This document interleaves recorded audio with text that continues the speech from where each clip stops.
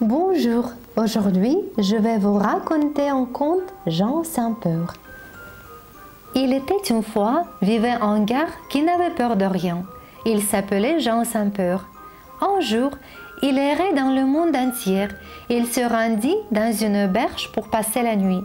« Nous n'avons pas de chambre libre, » dit le propriétaire. « Mais si tu n'es pas craintif, je vais te montrer le chemin du château. » « Et pourquoi dois-je avoir peur? On attend des voix. Personne n'est sorti vivant de ce château. J'ai vu souvent passer un cortège funèbre avec une cercueil pour un brave qui s'est rendu au château le matin, qui a osé passer la nuit là-bas. Et savez-vous ce que Jean a fait? Il prit un bougie, un pot de vin, un bon morceau de saucisse et il est allé passer la nuit au château. À minuit exact, quand il était assis à table pour dîner, il entendit une voix venant de la cheminée. « Puis-je jeter ?»« Eh bien, jette, » répond Jean.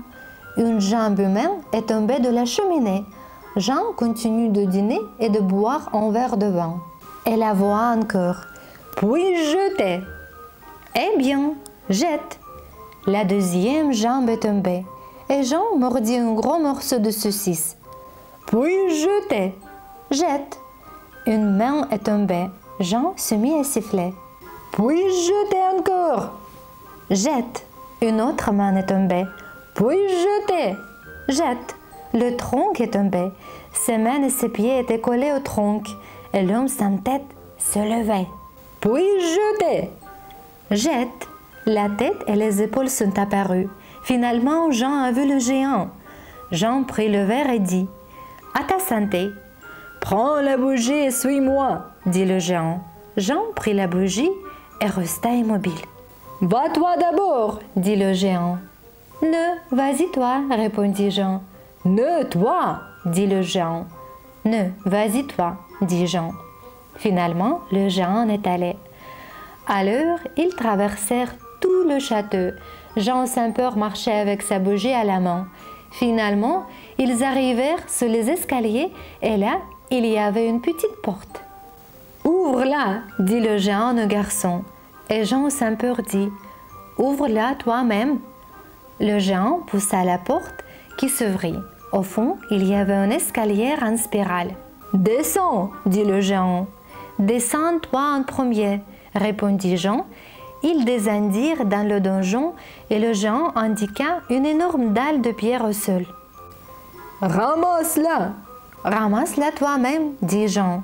Et le géant souleva la dalle sans effort, comme si c'était une dalle en carton.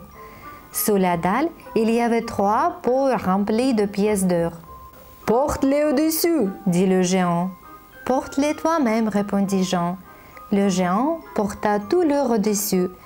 Quand ils furent à nouveau dans le hall, devant le cheminée, le géant dit « Jean, mes pouvoirs sont disparus !» La jambe de géant est tombée et a disparu dans la cheminée. « Prends un pot d'or pour toi !» dit le géant. La main est disparue dans la cheminée.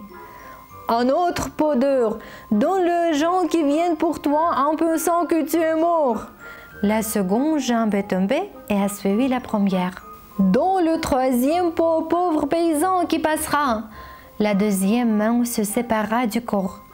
« Prends le château, les propriétaires sont morts depuis longtemps. » La tête se détacha du corps. Le tronc se leva et disparut dans la cheminée. La tête s'envola. À l'aube, on entendit un chant funèbre. Un cortège avec le cercueil de Jean se dirigeait vers le château. Et pendant ce temps, Jean était près de la fenêtre et fumait sa pipe. Depuis l'heure, Jean vit très heureux dans le château, lorsqu'il regarda en arrière et vit son ombre, et il fut si effrayé qu'il mourut immédiatement.